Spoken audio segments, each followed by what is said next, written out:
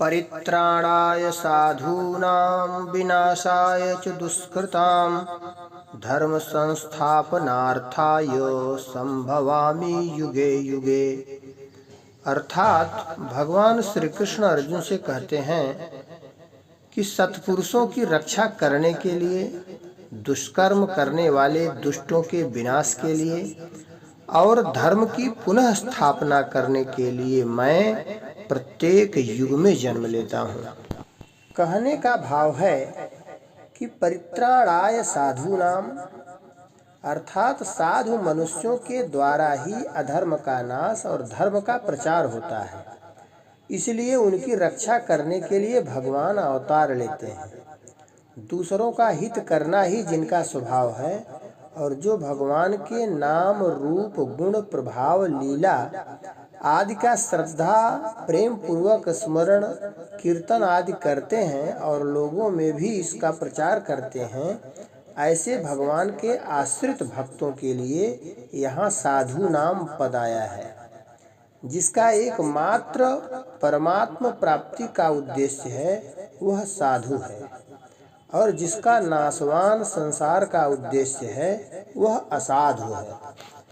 असत और परिवर्तनशील वस्तु में सद्भाव करने और उसे महत्व देने से कामनाएं पैदा होती हैं। ज्यों-ज्यों कामनाएं नष्ट होती हैं त्यों-त्यों साधुता आती है, और ज्यों-ज्यों कामनाएं बढ़ती हैं त्यों-त्यों साधुता लुप्त होती है। कारण कि असाधुता का मूल हेतु कामना ही है। साधुता से अपना उद्धार और लोगों का स्वतः उपकार होता है। साधु पुरुष के भावों और क्रियाओं में पशु पक्षी वृक्ष पर्वत मनुष्य देवता पितर ऋषि मुनि आदि सबका हित भरा रहता है। यदि लोग उसके मन के भावों को जान जाएं तो वे उसके चरणों के दास बन जाएं। इसके विपरीत यदि लोग दुष्ट पुरुष के मन के भावों को जान जाएं तो दिन में कई बार लोगों से उसकी पिटाई हो। यहाँ शंका हो सकती है कि यदि भगवान साधु पुरुषों की रक्षा किया करते हैं तो फिर संसार में साधु पुरुष दुख पाते हुए क्यों देखे जाते हैं। इसका समाधान यह है कि साधु पुरुषों की रक्षा का तात्पर्य उनके भावों की रक्षा है, शरीर धन संपत्ति मान बड़ाई आदि की रक्षा नहीं। कारण कि वे इन सांसारिक पदार्थों को महत्व ही नहीं देते। भगवान भी इन वस्तुओं को महत्व नहीं देते, क्योंकि सांसारिक पदार्थों को महत्व देने से ही असाधुता पैदा होती है।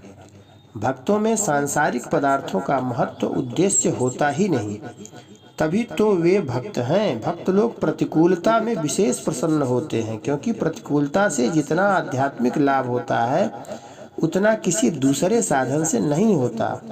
वास्तव में भक्ति भी प्रतिकूलताओं में ही बढ़ती है। सांसारिक राग आसक्ति से ही पतन होता है और प्रतिकूलता से वह राग टूटता है। इसलिए भगवान का भक्तों के लिए प्रतिकूलता भेजना भी वास्तव में भक्तों की रक्षा करना है। विनाशाय च दुष्कृताम, दुष्ट मनुष्य अधर्म का प्रचार और धर्म का नाश करते हैं, इसलिए उनका विनाश करने के लिए भगवान अवतार लेते हैं।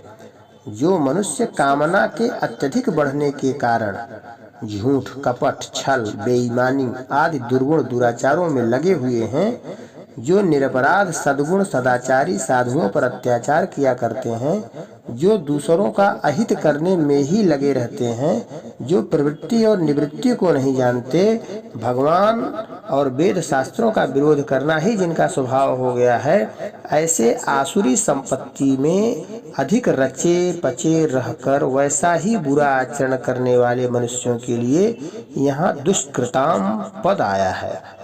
भगवान अवतार लेकर ऐसे ही दुष्ट मनुष्यों का विनाश करते हैं।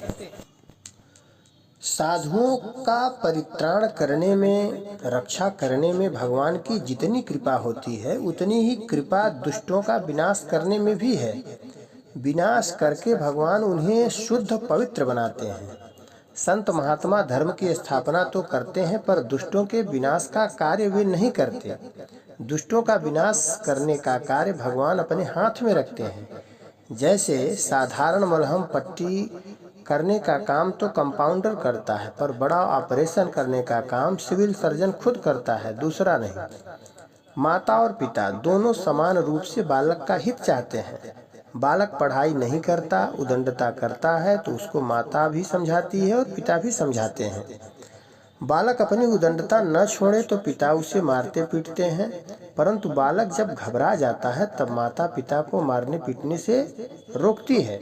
यद्यपि माता पतिव्रता है, पति का अनुसरण करना उसका धर्म है, तथापि इसका यह अर्थ नहीं कि पति बालक को मारे तो वह भी साथ में मारने लग जाए। यदि वह ऐसा करें तो बालक बेचारा कहाँ जाएगा। बालक की रक्षा करने में उसका पातिव्रत धर्म नष्ट नहीं होता, कारण कि वास्तव में पिता भी बालक को मारना पीटना नहीं चाहते, प्रत्युत उसके दुर्गुण दुराचारों को दूर करना चाहते हैं। इसी तरह भगवान पिता के समान है और उनके भक्त माता के समान है। भगवान और संत महात्मा मनुष्यों को समझाते हैं, फिर भी मनुष्य अपनी दुष्टता न छोड़े तो उनका विनाश करने के लिए भगवान को अवतार लेकर खुद आना पड़ता है। अगर वे अपनी दुष्टता छोड़ दें तो उन्हें मारने की आवश्यकता ही न रहे। निर्गुण ब्रह्म प्रकृति माया अज्ञान आदि का विरोधी नहीं है, प्रत्युत उनको सत्ता स्फूर्ति देने वाला तथा उनका पोषक है। तात्पर्य यह है कि प्रकृति माया आदि में जो कुछ सामर्थ्य है वह सब उस निर्गुण ब्रह्म की ही है। इसी तरह सगुण भगवान भी किसी जीव के साथ द्वेष बैर या विरोध नहीं करते, प्रत्युत समान रीति से सबको सामर्थ्य देते हैं, उनका पोषण करते हैं। इतना ही नहीं, भगवान की रची हुई पृथ्वी भी रहने के लिए सबको बराबर स्थान देती है। उसका यह पक्षपात नहीं है कि महात्मा को तो विशेष स्थान दे पर दुष्ट को स्थान ही न दे।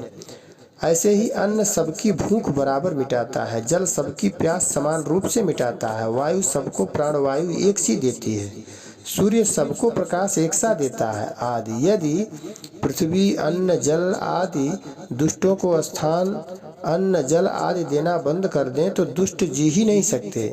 इस प्रकार जब भगवान के विधान के अनुसार चलने वाले पृथ्वी अन्न जल वायु सूर्य आदि में भी इतनी उदारता समता है, तब इस विधान के विधायक में कितनी विलक्षण उदारता समता होगी। वे तो उदारता के भंडार ही हैं। यदि विधायक भगवान और उनके विधान की ओर थोड़ा सा भी दृष्टिपात किया जाए तो मनुष्य गदगद हो जाए और भगवान के चरणों में उसका प्रेम हो जाए।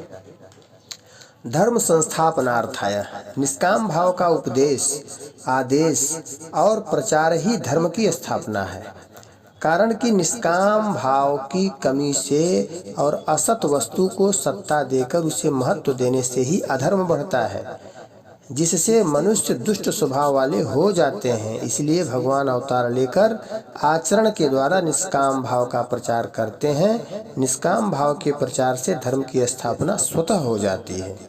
संभवामि युगे युगे अर्थात आवश्यकता पड़ने पर भगवान प्रत्येक युग में अवतार लेते हैं। एक युग में भी जितनी बार जरूरत पड़ती है उतनी बार भगवान अवतार लेते हैं।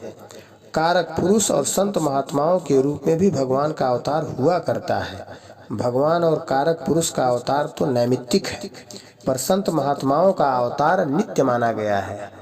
यहाँ शंका होती है कि भगवान तो सर्वसमर्थ हैं, फिर संतों की रक्षा करना, दुष्टों का विनाश करना और धर्म की स्थापना करना, ये काम क्या वे अवतार लिए बिना नहीं कर सकते? इसका समाधान यह है कि भगवान अवतार लिए बिना ये काम नहीं कर सकते, ऐसी बात नहीं है। यद्यपि भगवान अवतार लिए बिना अनायास ही यह सब कुछ कर सकते हैं और करते भी रहते हैं, तथापि जीवों पर विशेष कृपा करके उनका कुछ और हित करने के लिए भगवान स्वयं अवतीर्ण होते हैं। अवतार काल में भगवान के दर्शन स्पर्श वार्तालाप आदि से, भविष्य में उनकी दिव्य लीलाओं के श्रवण चिंतन और ध्यान से तथा उनके उपदेश के अनुसार आचरण करने से लोगों का सहज ही उद्धार हो जाता है। इस प्रकार लोगों का सदा उद्धार होता ही रहे, ऐसी एक रीति भगवान अवतार लेकर ही चलाते हैं। धन्यवाद।